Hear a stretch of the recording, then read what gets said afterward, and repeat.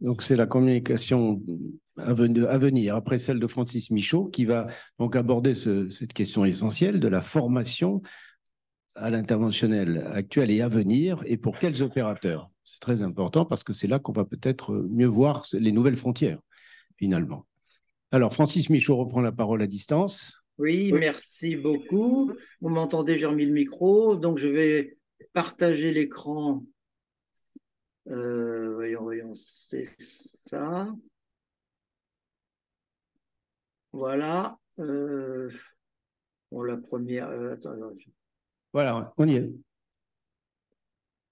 voilà, vous êtes en plein écran là? Oui, on y est, c'est parfait. Parfait. Bon, la première, elle, a pas, elle reprend le titre, donc on va rapidement passer. Voilà. Euh, non, pardon, excusez-moi, c'est là. Voilà. Voilà, très bien.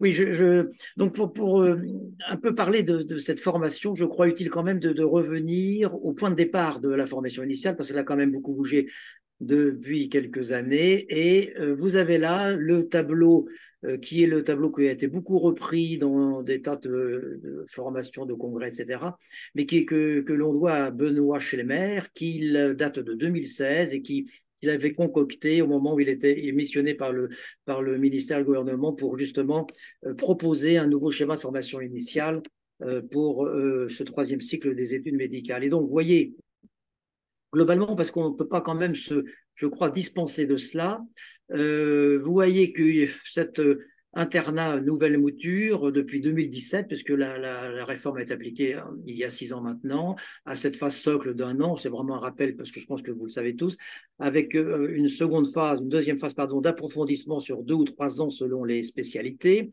et puis une dernière phase hein, qui est celle de la consolidation de 1 ou 2 ans, qui finalement est l'équivalent de nos anciens chefs de clinique. Voilà, tout cela durant donc 4, 5 ou 6 ans selon les disciplines, et au terme de laquelle il y a remise d'un diplôme, qualification et donc droit d'exercice. Ici, à la fin de la validation de ces CDES, donc l'interne enfin qui n'est plus interne d'ailleurs, qui est un assistant spécialiste hein, ou un docteur junior, comme vous voulez, devient un droit d'exercice dans la spécialité concernée. Donc ça, je crois que c'est important. C'est ici l'éternel binôme connaissances-compétences, le développement des connaissances induisant les compétences et leur spécialisation, parce que pour des raisons uniquement de capacité du savoir et de la connaissance du cerveau humain, il est difficile d'emmagasiner toutes les connaissances qui apparaissent, et donc celles-ci deviennent fragmentées, parcellisées par des compétences de surspécialité. Alors j'ai juste modifié, il faut que j'efface cette petite bande, voilà, j'ai juste modifié par rapport au tableau de Benoît là, ici à droite, parce que ça va être largement l'objet du propos d'aujourd'hui, sur le poste DES précisément, où apparaîtra la formation dans l'interventionnel. Alors, un mot aussi sur ce qui est souvent confondu ou mal compris, la distinction entre options et FST. Elles ont des points communs, ces deux affaires-là. Ce sont toutes deux des formations qui qualifient, qui ont un accès régulé. L'accès régulé est par le ministère sur un nombre de postes ouverts variable chaque année et fixé par discipline au journal officiel. Et donc, elles délivrent toutes les deux, elles ont cela en commun, une compétence complémentaire dans le cadre de la spécialité d'origine et donnant droit à l'exercice de cette compétence acquise dans la spécialité d'origine. Exemple, pour un chirurgien digestif, ça me vient naturellement à l'esprit, eh bien, l'acquisition potentiellement de cette compétence donnera pour la chirurgie, pour le chirurgien digestif, que nous sommes le droit à l'exercice de cette surspécialité acquise. Alors, quelles sont, à partir de là, puisque ça, ce sont les points communs, les différences entre options et formation? Elles sont très importantes, parce que l'une, et je vous invite à cette deuxième ligne-là, c'est une formation assurée par des chirurgiens, pour des chirurgiens, parce qu'on reste en matière d'options dans la spécialité pure. Et donc, il n'y a aucune transversalité avec une autre spécialité. Alors qu'à la formation spécialisée transversale, ou la FST, est une formation qui est commune à plusieurs spécialités et qui, par conséquent, par sa transversalité, va se retrouver exercée potentiellement par plusieurs spécialités distinctes l'une de l'autre. Et ça, je crois que cette différence-là, elle est elle est franchement importante et on va avoir l'occasion de vous en parler. C'est pour ça que j'ai cru utile de faire cette petite mise au point là. Alors, si on regarde ce qui se passe pour cette année universitaire qui a commencé il n'y a pas longtemps, il y a un mois ou deux, voilà l'arrêté qui avait été publié au journal officiel le 4 avril dernier qui fixait le nombre d'étudiants autorisés à suivre une option et une EFST pour donc l'année universitaire actuelle, 2023-24. Il y en avait toutes spécialités confondues, vous le voyez, 2575, et il y avait en gros un tiers d'options, mais deux tiers et deux tiers de FST. Si l'on regarde maintenant, en allant dans le détail, ce qui concerne, ce qui intéresse l'interventionnel dans nos différentes spécialités, médicales ou chirurgicales, vous voyez que pour la RIA, la radiologie interventionnelle avancée, il y a eu 102 postes d'ouverts, c'est assez significatif. Chez les cardiologues en cardiologie interventionnelle adulte, 41 postes. Et puis en matière d'endoscopie chirurgicale digestive, 11 postes. Et vous voyez qu'il y a quand même une différence assez considérable et que l'ensemble, et ce sont les trois seuls items qui apparaissent dans l'ouverture des postes. Et ce sont trois options. Nous n'avons pas de FST dans ce domaine-là. Alors je rappelle aussi, mais ça vous savez tous, que comparativement à cette formation française, eh bien, il existe dans de nombreux pays des chirurgiens interventionnels, endoscopistes, certains en termes d'options ou de formation complémentaire, et pour d'autres exigibles, indispensables pour valider la spécialité chirurgicale concernée. Vous avez là la liste des principaux pays. J'aurais pu rajouter le Japon d'ailleurs, qui est aussi un pays très avancé dans ce domaine. Alors faisons un focus, si vous le voulez bien, sur quelques spécialités. Je ne vais pas décliner là les 13 spécialités chirurgicales du CNU, mais seulement un focus sur quelques-unes. Assez rapidement, heureusement pour eux d'ailleurs, l'urologie et l'ORL, que j'ai intitulé ici modèle de vision d'avenir pour essayer de donner une petite indication sur chacun des groupes envisagés. Mais modèle de vision d'avenir parce que d'emblée, donc il y a une trentaine d'années, ces disciplines ont d'emblée intégré l'enseignement, la pratique et la certification de l'endoscopie pour ce qui les concerne. Et donc, le chirurgien urologue est également un chirurgien endoscopique, et il en est de même pour l'ORL. Donc, par définition, ces spécialités-là n'ont évidemment pas de problème et regardent avec bonheur leur propre évolution. Concernant la chirurgie vasculaire, j'ai qualifié ça de modèle d'intégration réussie parce qu'ils ont très vite senti qu'il fallait gérer ce problème de l'endovasculaire pour les concernant et ils ont réussi à intégrer les actes dès 2016 puisque la HAS les a autorisés après la pratique de ces implants endovasculaires distants, aortiques, rénal, iliaque ou fémoral, également dans ces trois dimensions d'enseignement, d'exercice pratique de la chirurgie et de certification, dans le cas présent, non pas seulement française, mais européenne. Et donc ça, c'est une très belle intégration qui est réussie maintenant depuis plusieurs années. La chirurgie orthopédique me semble être un modèle de pragmatisme, puisque de facto, tout ce qui est du domaine de l'arthroscopie est un acte chirurgical, réclamant l'asepsie d'une intervention de chirurgie orthopédique dans une salle d'opération, et donc de facto, ce sont les chirurgiens qui l'ont exercé.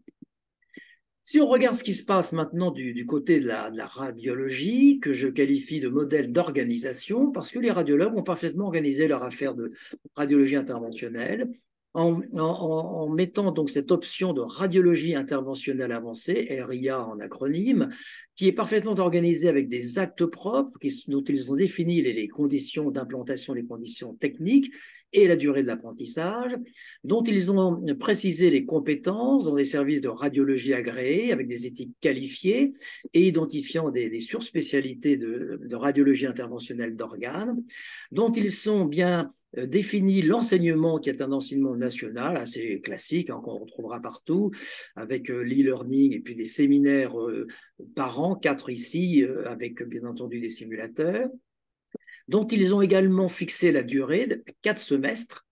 4 semestres, ça fait donc 2 ans. La première année pouvant être faite pendant la troisième phase de consolidation du DES, donc la phase terminale, et les 2 derniers semestres, donc la seconde année, faites une année de plus d'une formation initiale dont la durée totale je pense que dans mes mémoires, je parle sous le contrôle des radiologues présents, c'est 5 ans. Oui, c'est ça, c'est 5 ans le DES de radiologie. Donc, ça ferait, avec l'ARIA, une 6e année, ça ferait une réformation de 6 ans.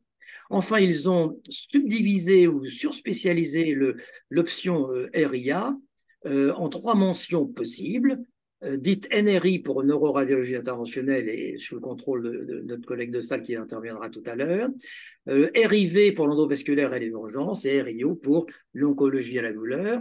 Donc, vous rappelez qu'il y a plus de 100 postes d'ouverts cette année pour inscription possible des internes dans ce diplôme de radiologie interventionnelle avancée. Alors maintenant, la cardiologie, je vous ai mis la chirurgie cardiaque au plus petit, c'est pas par un caprice ou une erreur de police, c'est parce que, et je crois qu'il y a vraiment là une assez grande, un assez grand déséquilibre entre les cardiologues et les chirurgiens cardiaques, et donc c'est ce qui me semble être un vrai modèle de diplomatie cardiologique. Alors les cardiologues dont le DES a également une durée de 5 ans, ont mis en place une option qu'ils ont appelé cardiologie interventionnelle de l'adulte, qui dure un peu comme les radiologues, c'est exactement le même modèle d'organisation, 4 semestres, donc 2 ans, une première année possible en 2e année de phase de consolidation, et puis une année supplémentaire en 6e année par conséquent de formation initiale. Bon, tout cela est très bien. Et vous voyez que dans ces 41 postes ouverts, eh bien, ils ont défini qu'une inscription possible pour 5 chirurgiens cardiaques. Donc, ce ne sera pas 6, ce sera un maximum de 5, ce qui revient à dire qu'il y aura 36 postes possibles pour les cardiologues et 5 postes possibles pour les chirurgiens. Bien. Et puis, ils ont ensuite mis en place un DIU supplémentaire qui vient en aval de l'option précitée, qui s'appelle la cardiologie interventionnelle structuraire, valvulaire ou non et non valvulaire. Et c'est ce que Irach a fait allusion dans son intervention tout à l'heure, notamment pour tous les TAVI. Cette durée-là est de 1 an après validation d'option, ce qui est donc l'équivalent d'une 7e année de formation initiale. Et là, il n'y a plus que 3 chirurgiens qui ont la possibilité de s'y inscrire. Et encore, c'est un modèle qui est qui n'est pas pérenne, mais qui est très temporaire, puisque l'accord entre les 2 spécialités est un accord de 2 ans, donc ça ne va pas tarder à se terminer, au terme desquels une évaluation sera faite pour juger de sa pertinence ou au contraire de la nécessité de le remettre en question ou d'en modifier les contours et le format. Donc la cardiologie interventionnelle est bien organisée par la cardiologie, la porte, on va dire, est entrouverte à la chirurgie cardiaque. Et si maintenant on regarde ce qui se passe dans la chirurgie digestive, eh bien je crois que c'est vraiment un modèle tout à fait de conflit, tant est immense cette conflictualité entre l'hépatogastroentérologie et la chirurgie digestive. Il y a actuellement une option qui s'appelle endoscopie chirurgicale, qui a été mise en place par le DES par les chirurgiens digestifs, par le DES de chirurgie digestive et la CNP par conséquent. 11 postes ouverts ici pour rappel. Il n'est pas inutile de rappeler que la demande initiale de la discipline était de créer une FST avec l'hépatogastroentérologie. Le ministère d'ailleurs avait donné un avis très favorable à cela, mais elle n'a jamais vu le jour en raison d'une opposition assez frontale des hépatogastroentérologues qui refusaient les terrains de stage et donc évidemment faire une FST sans terrain de stage pour des internes en chirurgie digestive de manière à apprendre ces techniques devenait assez difficile et donc n'a pu être mise en place. Si bien que la solution de repli a été la création de cette option d'endoscopie chirurgicale uniquement sous la responsabilité de la chirurgie digestive et donc de son DES.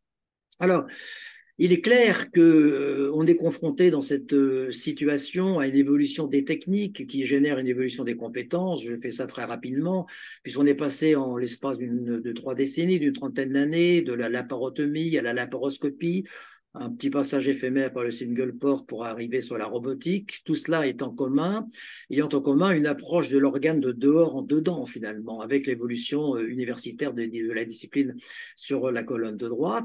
Et puis, on a fait là une évolution assez disruptive, me semble-t-il, entre cette approche de dehors en dedans et celle-ci, qui est une approche de dedans en dehors, puisque ça devient une chirurgie endoluminale avec les notes que vous connaissez, qu'on a notamment dans le service à Rouen beaucoup contribué à développer en matière de chirurgie de cancer du rectum. Et puis cette chirurgie endoscopique qui sous-tend un progrès technologique des outils utilisés par la flexibilité de ceux-ci. Et donc, on arrive là à une chirurgie d'organes et une chirurgie endoscopique. Alors, cette évolution me paraît devoir privilégier une approche de la compétence qui est ici et non pas une approche de l'outil qui est là. Car je crois que c'est l'outil qui doit s'adapter à la compétence et non pas l'inverse, la compétence étant évidemment la première chose pour la première qualité d'excellence du chirurgien. Et puis le second commentaire, c'est que nous sommes en train clairement de créer, et je rebondis sur ce que disait l'un d'entre nous tout précédemment, c'est Hubert Johannes, sur des chirurgiens d'organes, car nous devenons effectivement des chirurgiens d'organes. Je vais vous montrer ça sur la plaque suivante. Et ce chirurgien d'organes veut dire qu'il nous faudra apprendre les actes d'endoscopie concernant l'organe concerné, bien entendu. Je veux dire par là qu'il n'est pas question qu'un chirurgien colorectal apprenne des actes d'endoscopie thérapeutique, et là je reviendrai aussi là-dessus tout à l'heure, le distinguo entre diagnostic et thérapeutique, concernant par exemple le père GI, c'est-à-dire l'ésophage ou l'estomac. Donc deux idées importantes, privilégier l'approche de la compétence, et puis insérer la formation de l'endoscopie chirurgicale sur les actes d'endoscopie concernant l'organe de la surspécialité du chirurgien concerné. Alors voilà donc le détail de cette option d'endoscopie chirurgicale actuelle. Sa durée donc est de 2 semestres, c'est-à-dire la chirurgie, vous le savez forcément, c'est 6 ans. Donc 6 ans plus 1, ça fait la 7e année. Notez que par là, on revient finalement à la durée de la formation antérieure à la réforme de 2017, puisqu'on avait 7 ans de formation, 5 plus 2. Moi, je n'avais pas fait partie de ceux qui pensaient que passer à 6 ans nous alignait en gros sur la formation moyenne européenne et qu'elle était par conséquent assez logique. Mais cela est un autre sujet. Son organisation, un tronc commun d'apprentissage de l'instrumentation et de l'évaluation des dispositifs médicaux, suivi d'un tronc spécifique qui clairement, et ceci est important, ne prévoit pas la formation à l'endoscopie diagnostique, car on n'est là pas dans l'idée de faire une endoscopie diagnostique, ce n'est pas l'objectif des chirurgiens digestifs, mais au contraire d'apprendre l'endoscopie thérapeutique, bien entendu.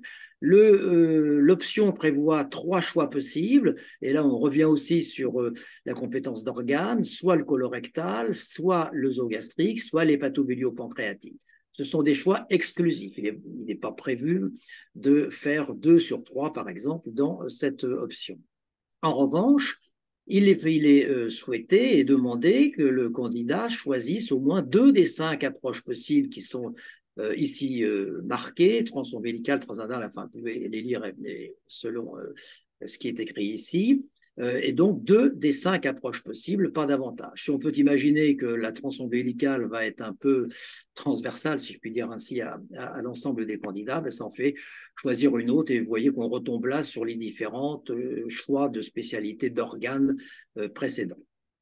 Les stages ne seront effectués que dans des structures où des chirurgiens pratiquent l'endoscopie chirurgicale, puisqu'il n'est pas possible pour eux de se former dans des structures d'endoscopie gastro-entérologique. Donc, ce sont des structures où des chirurgiens pratiquent l'endoscopie chirurgicale. Il y en a actuellement, je pense, 4 ou 5. De mémoire, il y a Lyon, il y a Nantes, Lille, ça fait 3. Je crois qu'il y a un centre à Paris et Strasbourg, c'est cela.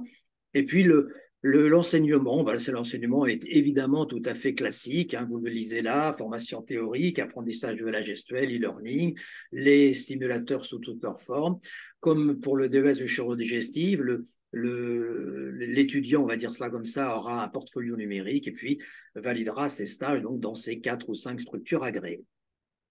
Alors, il est à noter que, indépendamment de cette option, mais venant en complément ou en association, je vous rappelle l'existence à l'IRCAD, à Strasbourg donc, du DEU d'endoscopie chirurgicale sous la houlette, j'allais dire, de Silvana Peretta, qui est bien implanté depuis plusieurs années maintenant. Donc voilà les grandes spécificités. Ça durait 1 an, 4 modules, 100 heures d'enseignement théorique, présentiel en ligne, 50 heures de pratique sur place et donc 150 heures de clinique.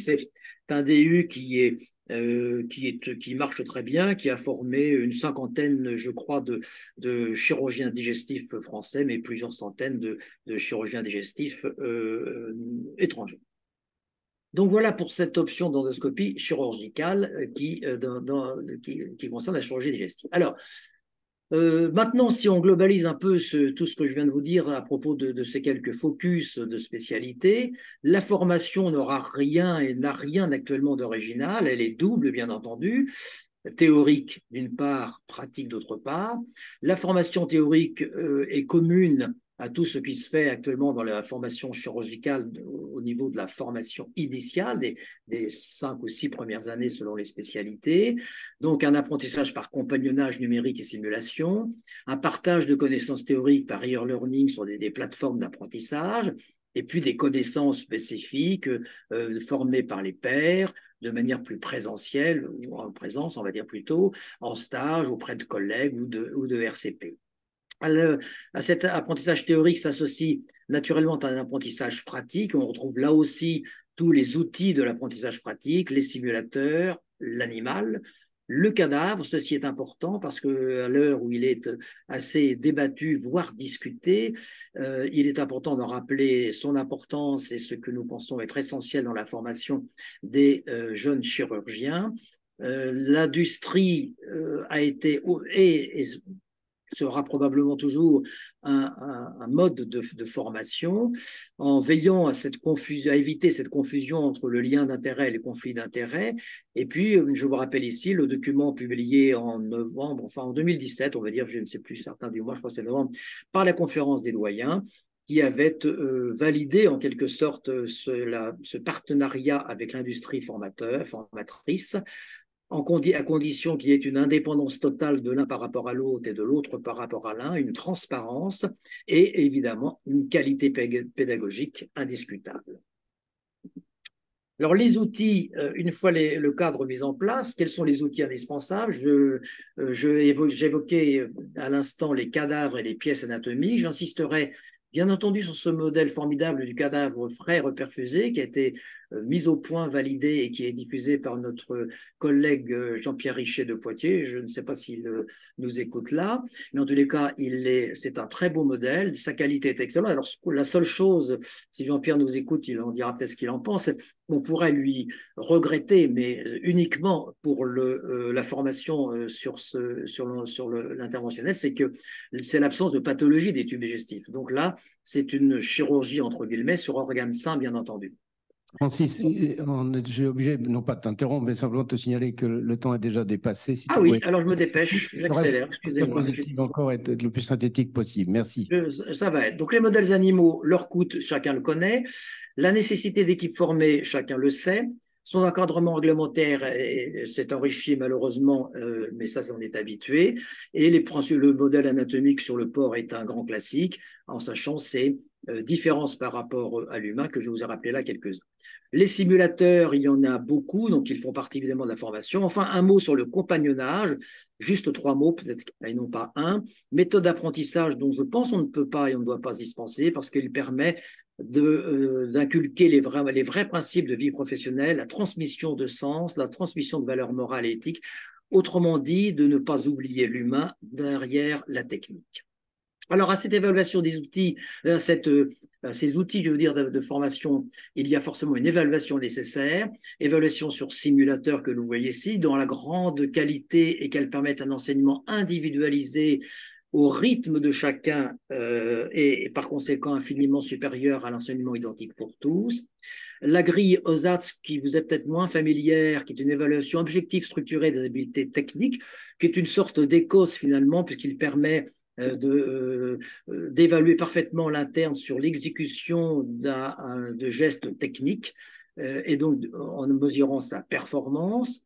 Vous avez là la référence, la publication Princeps de 97 dans le British Journal, les mouvements évidemment enregistrés automatiques sur simulateur et puis le bloc opératoire et les salles hybrides. Alors, ce que je finis, donc je termine là, en précisant que Évidemment, cette interventionnelle va effacer les frontières des différentes spécialités. Elle a permis, en tous les cas, ce que je crois être la naissance d'une réelle conscience interventionnelle des chirurgiens, avec, me semble-t-il, trois sujets importants. Un, ne plus se focaliser sur la seule discussion technique. On sait que les chirurgiens adorent ces discussions techniques, mais là, je crois que c'est tout à fait insuffisant. Il faut au contraire privilégier les échanges d'internes, organiser des séances de bibliographie, des staffs communs de manière à se connaître, et la seule façon de se connaître est de se parler, et puis d'organiser des blocs opératoires communs par l'intermédiaire de salles hybrides. Le deuxième message, c'est qu'il faut dépasser une lecture patrimoniale qui me semble archaïque du patient, en n'oubliant jamais que derrière la maladie existe un malade. Un malade se cache derrière la maladie. Et en se posant deux questions, qu'est-ce qui est le meilleur pour le patient? Est-ce le chirurgien, le médecin ou le radiologue? Et choisir celui qui sera a priori le plus compétent. Et la question corollaire, c'est comment obtenir le meilleur résultat et selon quelle technique, radiologique, chirurgicale ou interventionnelle. Et puis la troisième question, c'est qu'il nous faut imaginer l'avenir. Imaginer l'avenir, c'est imaginer un nouveau métier. Chirurgien, médecin, interventionnel, endoscopie, c'est quatre mots pouvant être mis dans l'ordre que l'on veut et s'associer entre eux, ou bien de manière plus ambitieuse, encore plus totalement disruptive, mais peut-être inimaginable, une spécialité commune, privilégiant non pas le métier médical et le métier chirurgical au sein du même appareil, mais bien une surspécialité d'organes mettant en commun des compétences médicales, chirurgicales et interventionnelles d'appareils puis d'organes. Je vous remercie. Merci. Merci. Alors, j'aimais bien les petites phrases en langage diplomatique, les petites phrases en verte, c'était très imagé. On va rester diplomate. Et en tout cas, la deuxième partie de la présentation s'intègre totalement dans les préoccupations actuelles de notre académie, c'est-à-dire la formation pratique des jeunes opérateurs. Et en disant cela, je regarde Philippe Marr, qui, s'appuyant sur le rapport Farge, prépare une réflexion de long terme sur le sujet, avec un premier colloque, c'est ça que je voulais dire, qui est organisé pour le mois de mars prochain et auquel, évidemment, toutes ces réflexions pourront s'adjoindre et auquel, Francis, tu seras certainement très utile. On n'a pas le temps de tout discuter. De toute façon, j'avais déjà dans l'idée de mettre à part dans la discussion l'endoscopie digestive, puisque on ne va pas interférer avec la communication à venir sur la question. Donc, on pourra reprendre cette question très importante de la formation dans la discussion qui va suivre. Alors, on a le temps pour deux questions, parce que là, on a pris beaucoup de retard. En tout cas, les choses se sont très bien passées, on l'a vu pour la chirurgie vasculaire, et qui finalement utilise régulièrement l'imagerie sans être des radiologues. Donc c'est aussi un exemple de la façon dont les choses ont pu être mixées. Et par ailleurs, lorsque les radiologues, cette fois, ont commencé l'endoradiologie, les chirurgiens étaient derrière eux et on était tous d'accord sur les indications. Et en cas d'accident, et ça pouvait arriver, c'était bien compréhensible. Je me souviens en urologie des premières dilatations des artères rénales. Eh bien, nous autres, derrière, nous étions là éventuellement pour intervenir. Et donc, comme ça a été dit, ça doit être une coopération bien sentie et entendue d'avance, et effectivement éviter toute zone de conflit, comme ça a été dit. Alors, je vois qu'il y a deux interventions à distance. Donc là, j'ai eu du mal à dire les noms. Voilà, Richet, qui a la parole, et puis notre collègue Dezal également. Alors, le premier des deux qui est prêt, qui intervient. Jacques va intervenir, on ne prendra pas d'autres questions. Bonjour. Donc oui, on vous écoute. C'est Jean-Pierre Richet, oui. Michel l'appareil. Oui, je voulais juste préciser pour Monsieur Michaud qui m'a posé la question. Nous travaillons d'une part avec les spécialités interventionnelles, entre guillemets, donc pneumo, digestif, mais médecin, hein, j'entends bien, pour préparer à des activités opérationnelles endoscopiques. Et la deuxième chose, nous avons déjà commencé à travailler, même avant la période Covid, sur la création de tumeurs, de façon à améliorer plutôt la formation continue que la formation initiale, puisqu'en formation initiale, on apprend la base de nos métiers. Voilà. Je ne serai pas plus long. Merci.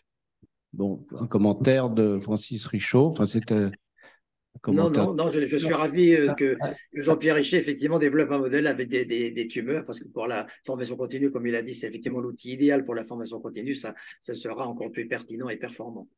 Merci. Hubert Desalle, qui est à Nantes et qui va Oui. intervenir dans un moment. Vous voulez prendre la parole peut-être sur Ah ce bah, sujet? juste une petite question, ce qui permettra d'être plus court sur ma présentation directement. D'abord, remercie M. Michaud de sa présentation qui était véritablement une synthèse très claire de l'évolution des formations. Mais lui rappeler qu'il existe une exception quand il a dit que les options étaient une formation de chirurgien pour des chirurgiens. Nous, il existe une option, une exception plutôt, c'est l'option qu'ont demandé les neurologues pour se former à la thrombectomie. Donc voilà, c'est juste une option où des interventionnels vont former des médecins. Voilà. Et donc, c'est pas sans poser des interrogations. Mais voilà, je voulais vous donner cette information-là. Merci. Il y avait aussi un autre aspect que j'ai apprécié, c'est quand Francis disait que l'industrie devait participer à ces formations. On sait que les choses évoluent très vite et sont très basées sur la technologie et le matériel. Et l'industrie doit prendre sa part d'un point de vue technique, pratique et financier également. On reprendra ça. Jacques Caton pour la dernière question avant de passer la parole à l'orateur suivant. Merci beaucoup, Pascal. Non, moi, j'ai une question à poser à Francis parce que il y a quand même eu, pour les jeunes qui vont être formés, cas d'interventionnel pour certaines pratiques.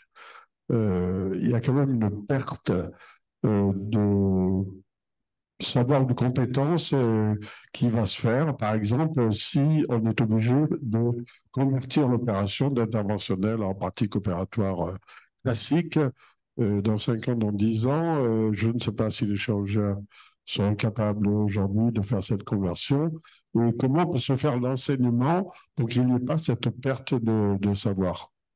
Ça se passera vraisemblablement au niveau de l'équipe. Francis, Oui, Pascal, tu as répondu, mais ça, c'est un sujet auquel, Jacques, nous sommes confrontés depuis le passage de la laparotomie à la laparoscopie.